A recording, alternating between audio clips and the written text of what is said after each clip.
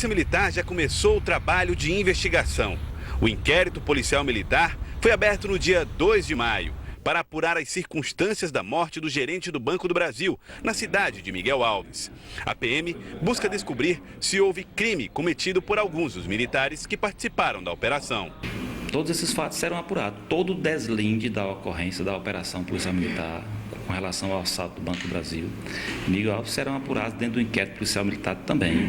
E todas as circunstâncias virão à tona para esclarecer, como se deram realmente os fatos. O coronel Rubens Pereira, ex-comandante da Polícia Militar, vai presidir o inquérito. Ele terá 40 dias para concluir o trabalho. Alguns militares que participaram da operação já foram ouvidos. Provas colhidas pelo Grupo de Repressão ao Crime Organizado vão ajudar a Polícia Militar a montar o inquérito. O inquérito produzido pela Polícia Civil foi encaminhado hoje para o Ministério Público da cidade de Miguel Alves. Nele consta como indiciados Gessenildo Alves da Silva, preso na cidade de Parnarama e trazido para Teresina, Luzia Galiza, presa em Teresina e atualmente na penitenciária feminina, e José Oliveira, uma das pessoas que fugiu do cerco policial montado no dia do assalto ao banco. O inquérito concluiu que a Polícia Militar já sabia há mais de um mês que a quadrilha estava no Piauí e que militares estavam 10 dias antes do assalto na cidade de Miguel Alves. Consta também que policiais militares pediram à testemunha para que mentisse em seu depoimento. Na segunda versão dada por um dos funcionários feitos refém, ele negou ter visto o momento em que o gerente recebeu o tiro que o matou. Hoje pela manhã, os funcionários do Banco do Brasil fizeram um protesto. Houve atraso em 2 horas na abertura dos bancos. Os funcionários fizeram uma oração para relembrar o gerente assassinado. Nós estamos indignados de como as coisas acontecem no Piauí, de como a coisa aconteceu, especialmente na agência de Miguel Alves. A forma que o nosso companheiro foi morto, a forma covarde, cruel, E a gente está fazendo uma manifestação em todo o estado, como se diga, para que, primeiro, se cumpra a lei, que foi uma lei aprovada na Assembleia Estadual, foi sancionada pelo governador, e segundo, que todos, a sociedade, o governo, participe desse momento de melhorar, tentar melhorar a segurança do nosso. Nós vamos ao vivo lá para a Assembleia Legislativa, onde está o Joelson Jordani, e onde o assunto está sendo tratado, a segurança nas agências bancárias do Piauí. Boa tarde, Joelson. Boa tarde, Amadeu. Boa tarde a você que acompanha o Jornal do Piauí. A Assembleia Legislativa organizou essa audiência pública a pedido da deputada Flora Isabel e durante a audiência uma revelação em relação a esse caso, Amadeu Campos. A cunhada do gerente do banco, a cunhada de Ademiston, Carlíria Fumeiro, deu uma declaração que será considerada importante pela Polícia Civil. O delegado James Guerra, inclusive, ouviu essa declaração dela e que deve constar no inquérito que apura a morte do gerente do Banco do Brasil. Ela disse, aqui na Assembleia Legislativa, que o gerente Ademiston já havia percebido a presença de assaltantes na cidade de Miguel Alves e que comunicou o fato ao Banco do Brasil, aos seus superiores no Banco do Brasil. Isso dias antes do assalto acontecer. Ele fez o comunicado ao Banco do Brasil na expectativa de que o banco fizesse o comunicado à polícia. E segundo ela mesma, ele passou a trabalhar normalmente porque confiou que a informação que passou ao banco fosse apurada pela polícia. São declarações que ela deu aqui à Assembleia Legislativa e que o delegado James Guerra pretende incluir nas investigações que dizem respeito ao assalto e à morte de Ademiston, no inquérito que está sendo conduzido pela Delegacia de Homicídio através do delegado Igor Martins. Pois não, Amadeu? Esse comunicado que ele fez aos superiores dele no banco foi através de e-mail, foi por telefonema? Como foi que ele passou essa informação? Ele teria passado essa informação através de e-mail, Amadeu. Ele mandou um e-mail aos seus superiores comunicando que havia pessoas estranhas na cidade e a suspeita de que o banco fosse alvo de assaltantes. Isso aconteceu a menos de uma semana antes do assalto, o comunicado. E a partir desse momento ele passou a confiar, segundo a cunhada, nas providências que seriam tomadas pela segurança ou pelo banco, porque normalmente é assim que acontece nas agências bancárias. Os gerentes comunicam aos seus superiores e os superiores são encarregados de comunicar o fato à polícia.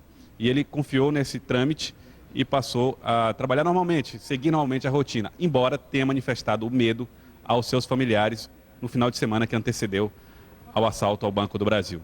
Havia representantes do Banco do Brasil aí audiência pública? O Banco do Brasil foi convidado formalmente a participar da audiência pública, mas não compareceu, Amadeu Campos. Inclusive, esse é um assunto que a gente vai tratar com a deputada Flora Isabel, que foi a autora da audiência, que propôs a audiência e que também se encarregou também desses contatos com os bancos para vir aqui à audiência pública. Deputada Flora Isabel, houve um convite formal ao Banco do Brasil. Qual a resposta que a Assembleia Legislativa recebeu? Bom, nós tivemos a presença da Polícia Federal, do Ministério Público do Trabalho, da Polícia Civil, do Comando da Polícia Militar, de vários bancos particulares, e o Banco do Brasil mandou um ofício dizendo que não poderia vir por conveniência. É justamente isso, nós fizemos audiência porque os bancos não estão cumprindo a sua parte. Nós temos uma lei estadual que exige vários itens de segurança e os bancos, que é o sistema que mais lucra nesse país, não se dão ao direito de colocar esses dispositivos. Eu vou lhe dar aqui um exemplo. Em 97, eu fiz uma legislação com relação aos Correios, que estava numa época de muitas ondas de assalto nos Correios e nas casas lotéricas. Hoje, o presidente do Sindicato das Casas Lotéricas deu um depoimento que, depois que botaram as blindagens nas casas lotéricas, estão com 1 ano sem assalto nas casas lotéricas. Isso significa que houve a prevenção. Os Correios deram um anúncio aqui hoje que estão se adaptando ao plano de segurança. Eles foram ao comando da Polícia Militar, conheceram o sistema de monitoramento da Polícia Militar. O nosso governo arcou com mais de 10 milhões para montar toda a aparelhagem e os bancos precisam botar um aparelho, fazer o link com o comando da Polícia Militar, que todos esses bancos, todos os Correios vão ter 24 horas de vigilância em Teresina e no interior do estado. Essa vigilância vê até a placa do carro, vê a pessoa que está no carro, ela vê a distância enorme para poder dar uma prevenção no assalto. E os Correios já estão em fase de licitação para se adequar à legislação aqui nossa do estado do Piauí. E os bancos oficiais aqui, tanto a Caixa Econômica, que já está se adequando em algumas divisórias que tem colocado, isso nós temos visto, mas o que nós queremos efetivamente é que o link com o comando da Polícia Militar seja feito, porque o banco não vai gastar mais do que 30 mil reais quando tem um investimento de 10, 17 milhões já feito no governo, só para poder ele estar trabalhando. Então, nós temos que lamentar a posição do Banco do Brasil, o ofício, e nós vamos aqui, a Comissão de Segurança, vamos nos reunir com a mesa diretora da Assembleia para discutir uma possível convocação. Muito obrigado, deputada Flora Isabel. Portanto, o Banco do Brasil informou através de ofício que não compareceria a esta audiência pública. Também está comigo José Ulisses, que é presidente do Sindicato dos Bancários, que acompanhou toda a audiência pública. Presidente, com essas decisões, com essas discussões feitas aqui, o senhor acredita que o que deve mudar na realidade dos bancários, na realidade das pessoas que trabalham diretamente nas agências bancárias? Olha, a gente tem que sempre olhar um pouco para o passado, para que a gente se prepare para o futuro.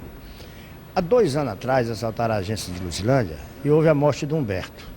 Nesse tempo nós tivemos aqui, com a ajuda da Flora Isabel, convocamos uma audiência pública, daqui surgiu o embolso de uma lei estadual onde trataria da segurança. E ela foi, 1 ano depois, sancionada pelo governador. Estamos com mais de ano que essa lei está em vigor e os bancos teimam em não cumprir a lei. É falta de cumprimento de lei. Parecer técnica, essas coisas, ficam enrolando. Enrolando, inclusive, o Ministério Público do Trabalho tem nos ajudado e muito, eu faço questão de dizer isso, porque os órgãos competentes do Estado têm nos ajudado, quando chega no banco esbarra. Porque eles ficam protelando, porque eles não chamam investimento em segurança, eles chamam gasto em segurança. A única coisa que eles querem é não gastar. E o povo está aí os bancários diminuindo por morte. Segunda morte em menos de 2 anos.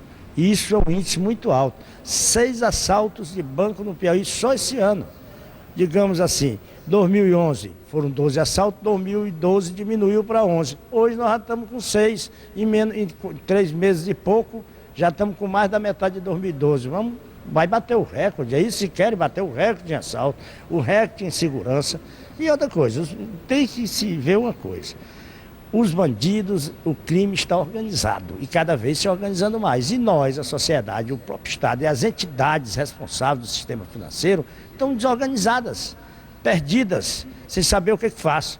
Um efetivo pequeno na polícia, os banqueiros teimam que o seu estabelecimento é o estabelecimento que está vendendo sorvete, que não precisa de segurança quem está vendendo sorvete, porque recebe R$1, R$2.